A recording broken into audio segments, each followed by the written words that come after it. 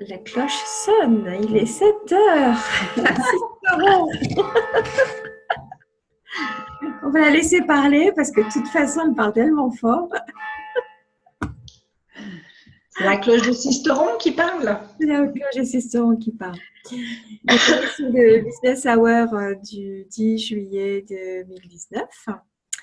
Nous nous retrouvons tous les 15 jours. Il y a 15 jours, nous avons eu la chance de faire ce Business Hour à Sisteron en direct avec Laurence qui passait par la Provence. Et c'était très chouette.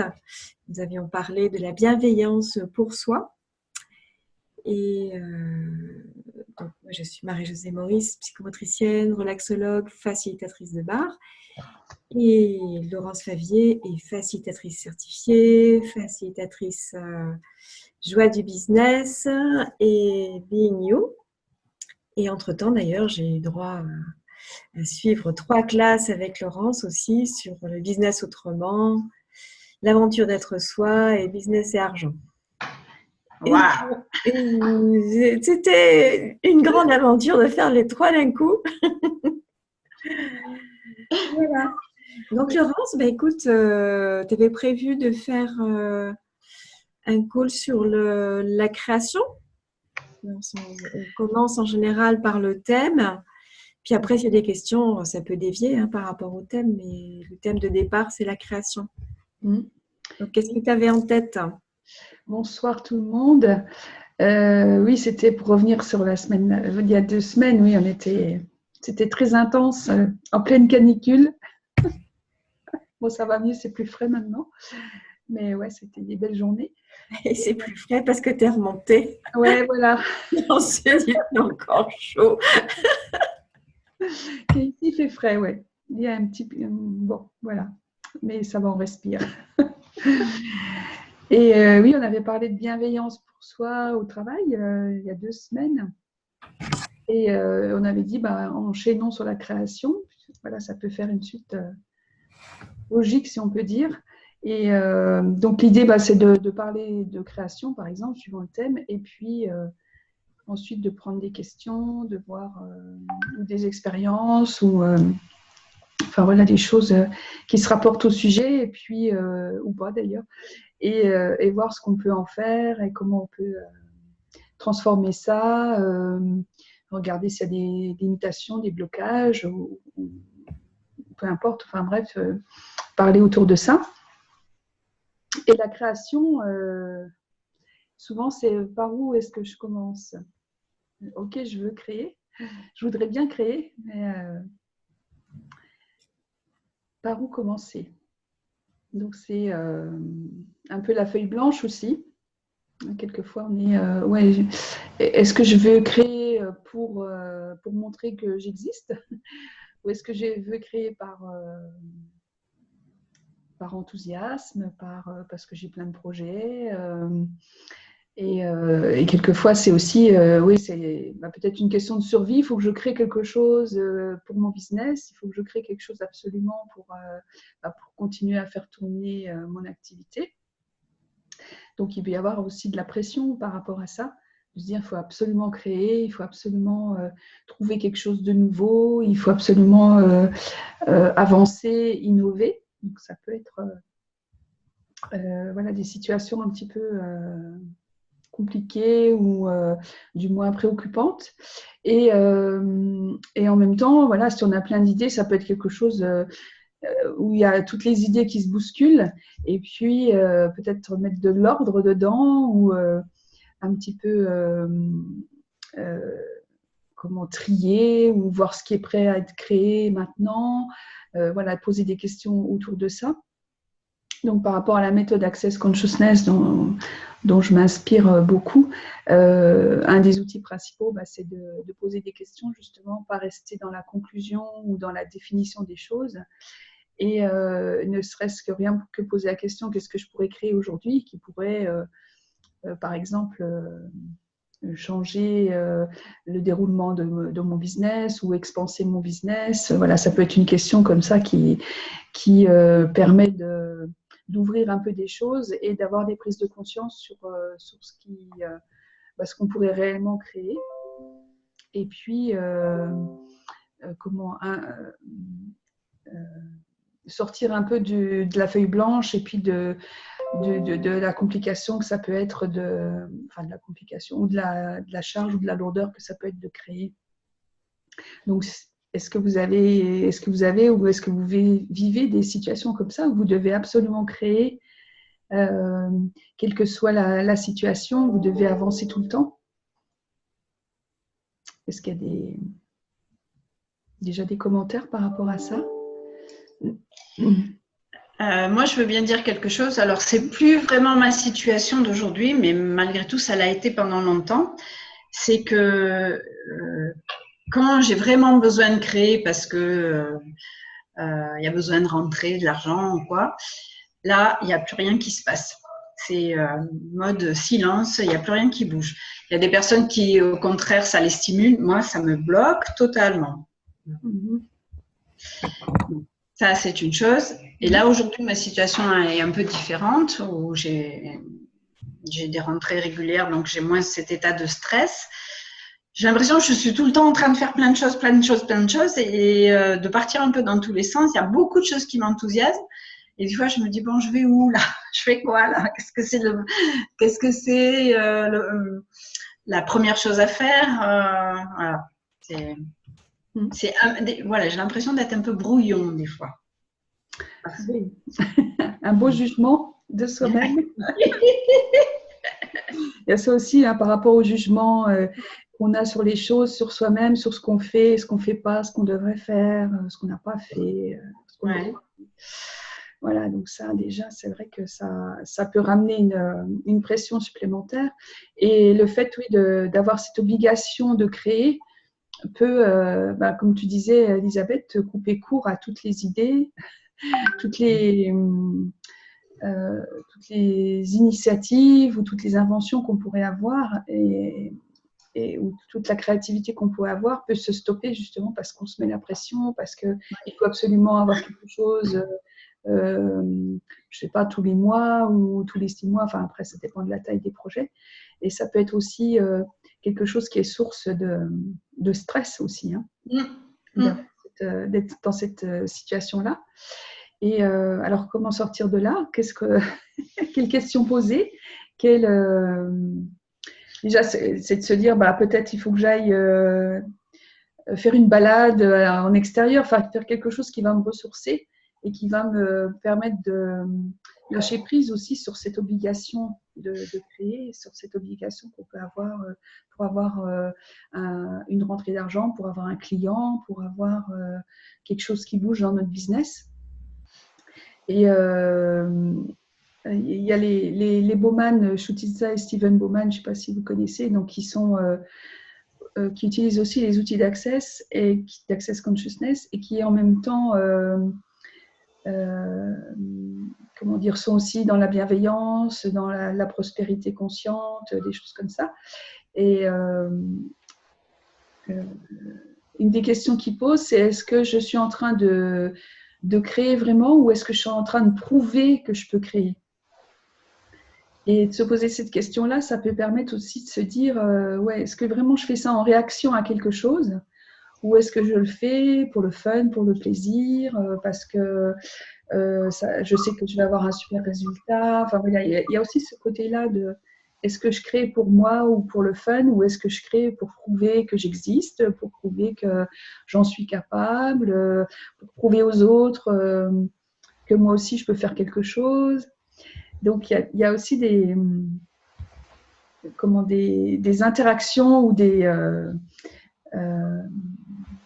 interférences aussi avec ça, où on va retrouver quelque chose d'obligatoire et qui peut aussi couper court à toute création parce qu'on va être au pied du mur et puis il faut y aller et même si on ne sait pas trop par où commencer, voilà, ça peut être une contrainte, une source de stress, quoi.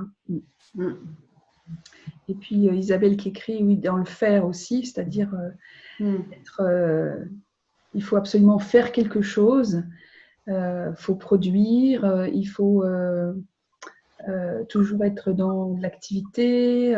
Voilà. Alors, on parle aussi beaucoup de, au lieu d'être dans le faire, d'être dans l'être. C'est aussi une façon différente de voir les choses. Alors, bien sûr, il faut quand même faire de temps en temps, mais pas oublier d'être aussi soi-même, d'être qui on est, de ne pas endosser les costumes qu'on veut nous faire porter et être vraiment dans qui on est. Et là, la notion de création va venir plus facilement parce que ça va être quelque chose qui nous correspond plus. Donc, il y a voilà, toutes ces réflexions autour de ça. Lâcher la pression, donc dissiper toute de stress, les reconnaître déjà et puis les laisser partir. Aller faire peut-être un petit tour, faire aller à la piscine ou je ne sais pas, prendre un bain, une douche pour se rafraîchir s'il fait chaud et puis pour voilà, revenir à soi-même aussi en faisant cette coupure et cette pause, on pourrait dire aussi. Et une question qu'on peut se poser, qu'est-ce que j'aime faire aussi? Parce que bon, si je dois créer vraiment quelque chose, qu'est-ce que j'aime faire? Qu'est-ce que j'aime c'est quoi qui me fait vibrer en fait? C'est quoi cette activité que j'arrive à faire sans me forcer, sans me rendre compte que les autres ont du mal à le faire et que moi je le fais aisément. Donc en se posant ces questions-là, voir ce qui nous fait vibrer, ce qui nous plaît. Et à partir de là, qu'est-ce qu'on pourrait créer avec cette chose qu'on aime faire, avec peut-être ce savoir-faire qu'on n'a pas encore reconnu. Et en posant ces questions-là, c'est voilà, partir peut-être en introspection et regarder ce qui nous plaît, ce qui nous nourrit aussi quand on le réalise. Et à partir de là, voilà, qu'est-ce que je pourrais créer à partir de ça? Qu'est-ce que je pourrais inventer qui n'existe pas encore? Ou après, bon, suivant les domaines, dans le domaine dans lequel on se trouve, ça peut être aussi des questions qu'on peut se poser. Et Isabelle donc écrit cette sensation d'être en compétition avec soi-même et non-stop pour toujours faire mieux, oui. Et ouais, donc ça, il y a un côté perfectionniste peut-être là-dedans. Oui, parce que la compétition, bon, je ne sais pas si on en a déjà parlé, je ne crois pas d'ailleurs. La compétition, c'est aussi avec qui d'autre est-ce que je peux être en compétition que moi-même? Parce que je suis unique. Ce que je fais, c'est unique, c'est ma patte, c'est ma façon d'être. Et être en compétition avec les autres, finalement, c'est pas. Est-ce que c'est vrai? En fait, peut-être que je me diminue quand je suis en compétition avec les autres pour aller au-delà de ce que les autres font ou pour me comparer. Voilà, il y a ces côtés-là. Par contre, être en compétition avec soi-même, c'est aussi une source de motivation, de faire toujours mieux, de surcréer ce qu'on a déjà fait, d'aller au-delà, de rajouter des choses. Et ça peut être fun aussi, de le vivre aussi comme ça, en disant, tiens, j'avais fait de telle façon la dernière fois, là, tiens, je peux innover, je peux améliorer, je n'avais pas pensé à ce détail-là, je vais l'ajouter. Voilà, ça peut être des choses qui nous motivent. Alors, sur le côté perfection, la perfection, ça peut être aussi un blocage dans le sens où on va se dire tant que c'est pas parfait, je le produis pas, ou tant que c'est pas parfait, je commence pas, ou tant que j'ai pas tous les éléments pour bien commencer, tous les outils, je commence pas. Donc, faut pas non plus que ça soit une source de blocage. Et il y a une des personnes, une autre facilitatrice qui dit mieux vaut fait que parfait, c'est-à-dire mieux vaut commencer et puis améliorer au fur et à mesure. Donc là, partir en surcréation peut-être et continuer avec j'ai commencé avec quelque chose et je l'améliore sans cesse. Ça peut être aussi une source d'inspiration et de motivation, de continuer à toujours améliorer et en même temps de commencer le plus vite possible aussi. pour avoir quelque chose de concret aussi, parce que ça encourage à continuer, à améliorer aussi. Si on commence avec quelque chose, même si ce n'est pas le truc idéal qu'on a en tête, mais ça permet déjà de montrer quelque chose aux autres. Si on a un client, par exemple, qu'on doit produire quelque chose, lui montrer déjà une esquisse ou un aperçu, une maquette, un prototype de ce que sera le produit fini, par exemple, ça permet déjà de montrer que vous êtes en train de travailler dessus. Et puis de rassurer votre client, de prendre peut-être ses remarques aussi sur ce que vous avez prévu de faire. Enfin voilà, ça peut être aussi une source d'idées supplémentaires pour améliorer encore votre produit par la suite, quoi. Voilà.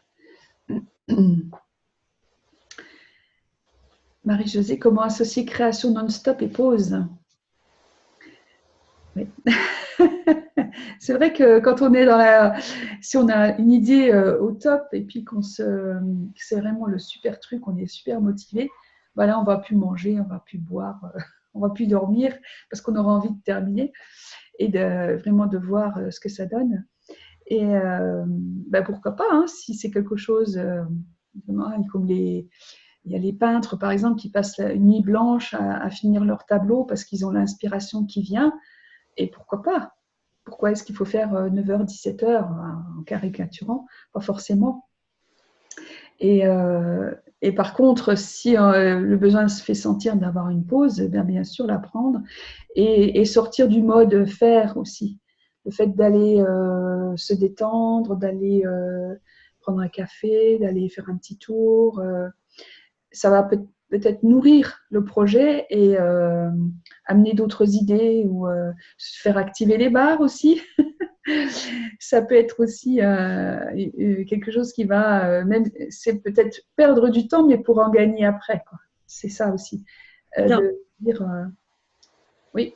Dans les classes que tu as données, il était question, c'était une proposition, c'est de s'octroyer 1 heure par jour. Oui, c'est vrai. Ah oui, merci de me le rappeler, j'avais oublié. Oui. C'est vrai que oui, merci Marie-Josée de me dire ça.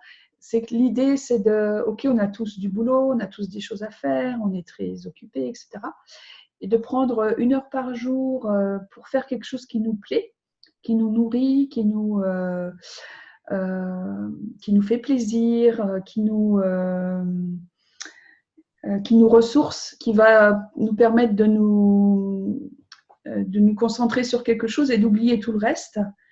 Et voilà, d'avoir une activité comme ça et de la faire 1 heure par jour et si on peut 1 jour par semaine, enfin plusieurs activités bien sûr, ça permet de prendre du temps pour soi et puis comme on se détache un petit peu de ce qu'on est en train de faire, ça va peut-être amener d'autres idées parce qu'on va un peu lâcher ce qu'on était en train de faire et peut-être d'autres idées vont venir.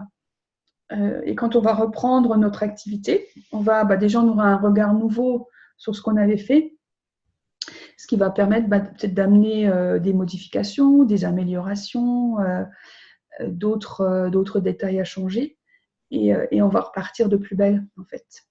C'est savoir perdre du temps pour en gagner, dans le sens et efficacité aussi, hein, même si on n'a pas passé toutes les heures qu'on pensait. Mais ça va permettre d'améliorer notre efficacité aussi, d'avoir pu recharger nos batteries aussi. Hein. C'est ça aussi qui est important de temps en temps d'y penser. Donc, 1 heure par jour et 1 jour par semaine si on peut faire quelque chose qui nous plaît, qui nous change les idées aussi. Et Isabelle donc disait, c'est aussi quand le résultat qui correspond à nos attentes. Je sais que les attentes ont les pokenpods, oui, mais pas évident quand la hiérarchie demande le résultat. Effectivement, donc, quand on a une deadline, une date où on doit rendre son projet, c'est pas forcément évident de concilier tout ça. C'est aussi trouver cet équilibre entre la vie professionnelle et puis qui je suis, ma vie perso, ne pas laisser l'un empiéter sur l'autre, même si quelquefois il peut y avoir un empiétement, mais temporaire parce qu'il y a peut-être un coup de collier à donner pour finir un truc. Et après, on peut lever le pied. Voilà, c'est aussi jongler sans arrêt entre cet équilibre pour se sentir bien et pas se laisser happer par tout ce qu'on a à faire. Et c'est voilà,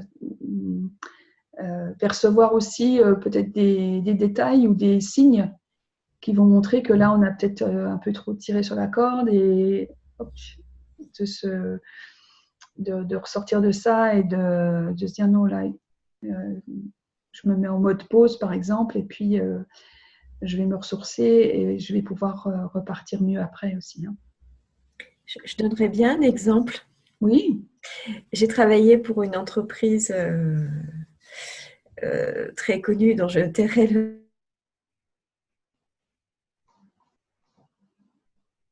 Ah, on t'entend plus, Marie-Josée.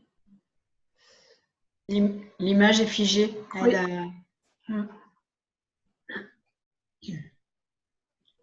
Ah, Marie-Josée. Phénoménal. Je suis... Ah oui, on t'a pas entendu.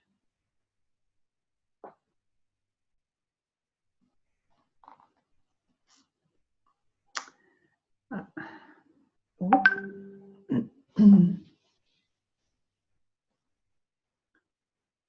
Allô, allô. Fait ses petites pauses clopes et elle a vraiment beaucoup travaillé. Quand il y a une deuxième personne qui est revenue, elles ont fait pareil. Pause cigarette, pause clope. On t'a pas entendu, Marie-Josée, au début. Ça a coupé. Pas entendu? Ah d'accord. Donc, c'est un service de distribution de courrier où il y avait, sur 10 personnes, il n'y avait qu'une seule personne présente. Et elle ne pouvait pas faire le travail de 9 autres personnes, donc elle a décidé de faire du mieux qu'elle pouvait. Donc, elle a continué à faire ses pauses cigarettes, ses pauses clopes, ses pauses café. Et elle a battu un travail phénoménal. Il y a une deuxième personne qui est revenue. Elles se sont retrouvées à 2, mais c'était toujours mission impossible.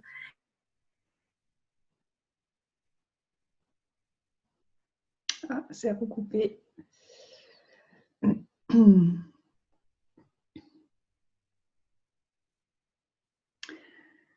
Quel suspense. Elles ont plein d'erreurs, de pression. On a entendu qu'à partir du moment où ça s'est coupé quand la deuxième personne est arrivée. Quand la deuxième personne est arrivée, ils ont fait la même chose, donc pause clope, pause café. Et elles ont abattu un travail phénoménal. Et quand il y a 4 ou 5 personnes qui sont revenues, aïe, aïe, aïe. Les épisodes.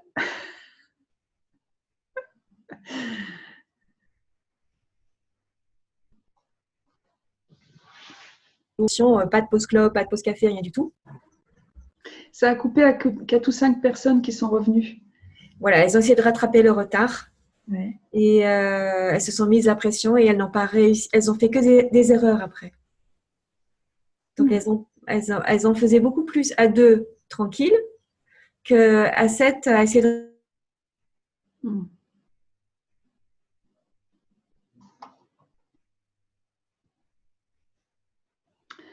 Oui, donc c'est de nouveau recoupé. Oui, c'est vrai que les objectifs n'étaient pas les mêmes et être à fond. Ouais, ça a recoupé encore. Donc, ce que tu voulais dire, c'est que l'objectif n'était pas les objectifs sont différents quand on n'est que 2 à faire le travail de 10. Donc là, c'est les priorités. Mais s'octroyer donc les pauses, comme on disait, 1 heure par jour, enfin, ou peut-être entrecoupé, et 1 jour par semaine, ça permet d'abattre plus de travail, finalement, de gagner du temps de perdre du temps pour en gagner par rapport à ces objectifs quand il y a le groupe complet. Et finalement, ça n'avance pas plus. C'est peut-être même pire, en fait. C'est ça, Marie-Josée, que tu voulais dire, hein? Oui. Ouais.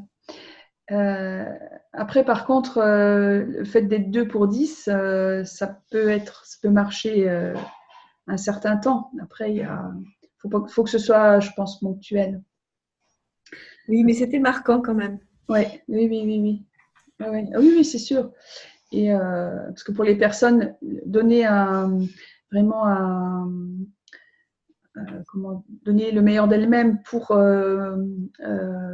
résoudre, enfin faire le travail de tout le monde pour que ça puisse avancer, pour les personnes absentes, etc. Après, il ne faut pas que les personnes elles s'épuisent elles-mêmes à faire ça, parce qu'elles sont en mode, peut-être en mode un peu surchauffe par rapport au mode habituel, quoi. Bon. Après, quand il y a toutes les personnes, quand tout le monde est là, ouais, il y a. Qu'est-ce qui faisait que ça ne fonctionnait plus, en fait? La pression. Eh oui, alors qu'avant, elles ne se l'étaient pas mise puisqu'elles faisaient de leur mieux. Ouais, c'est ça. Ouais. Eh oui. C'est de dire, de toute façon, on ne peut pas tout faire, donc on fait ce qu'on peut et l'état d'esprit change, en fait. Ah ouais.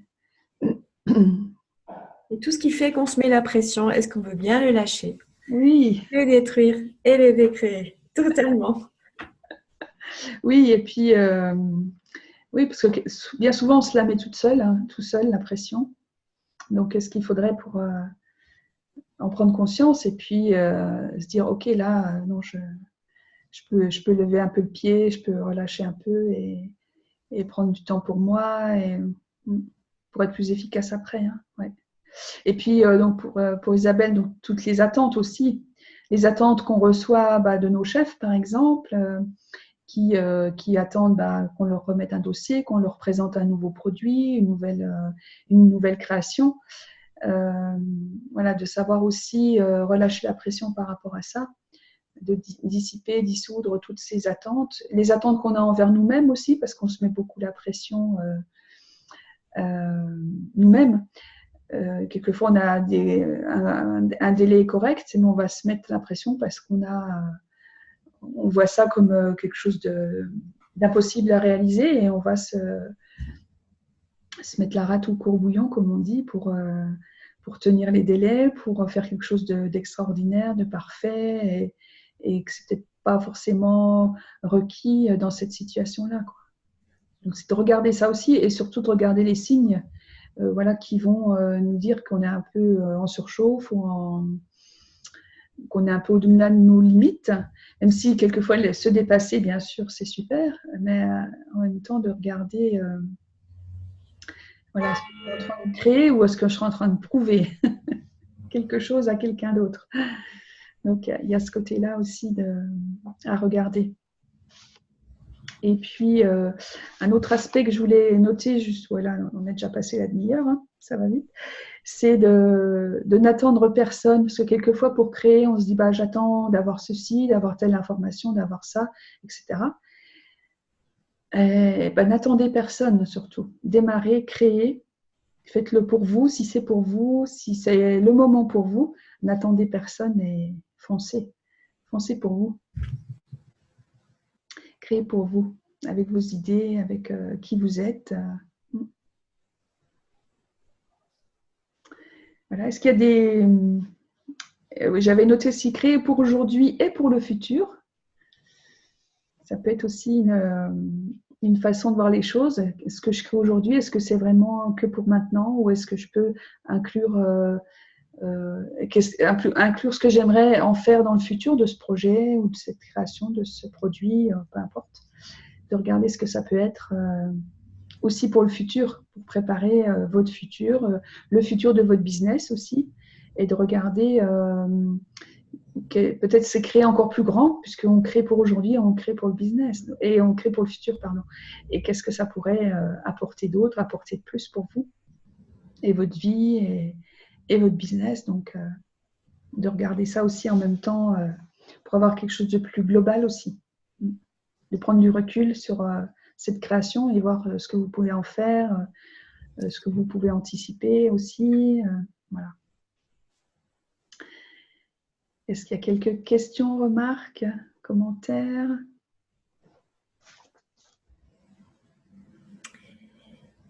Non? Écoute, merci Laurent. C'est un vaste sujet. Je pense qu'on pourrait y rester encore bien longtemps. plus qu'une demi-heure. Il mérite bien plus qu'une demi-heure. C'est juste des pistes de réflexion, des pistes. Voilà, un peu pour ouvrir d'autres possibilités, voir voilà, dans ce qu'on envisage de créer, de se poser ces questions-là, puis voir ce qu'on peut en faire, ce qu'on peut expanser aussi, enfin, voilà, aller au-delà aussi, créer au-delà de ce qu'on avait prévu au départ. Ça peut être aussi une autre façon d'envisager son projet ou sa création. Eh bien, merci tout le monde. Merci à vous. Participation. Donc, la prochaine fois, on sera le 24 juillet. Voilà, donc on verra quel sujet, quel thème on met pour la prochaine fois. Donc, on vous envoie le lien avec le replay. Et puis, d'ici là, créez bien. Merci. Innovez bien. Merci beaucoup. Et puis, bonne fin de journée. Puis, au plaisir de vous croiser à nouveau. À bientôt. Merci à vous. Merci. Au revoir. Merci. Bye bye.